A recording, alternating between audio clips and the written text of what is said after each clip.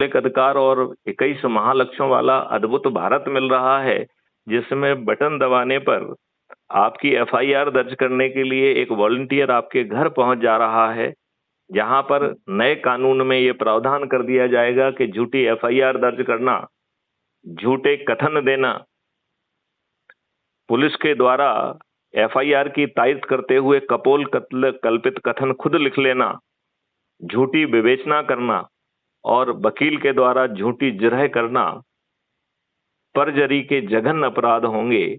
इसमें संपत्ति जब्त करने का प्रावधान के साथ साथ प्रैक्टिसिंग लाइसेंस को निरस्त करने से लेके, नौकरी जाने से लेके और जेल में सड़ने के प्रावधान निहित होंगे। और 21 टेक्नोलॉजी को यूज करके ऐसे साक्ष्यों का संग्रहण संभव होगा, और वो भी अधिकतम 15 दिन में।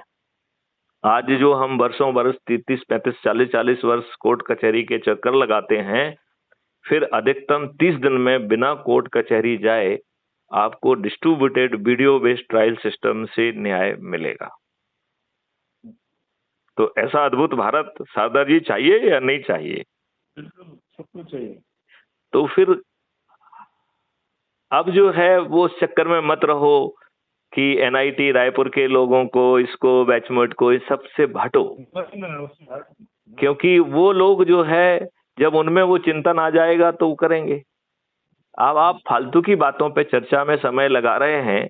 यदि आपको समाधान मिल गया है तो समाधान पे हमको चर्चा करना चाहिए या फालतू की बातों पे चर्चा करना चाहिए?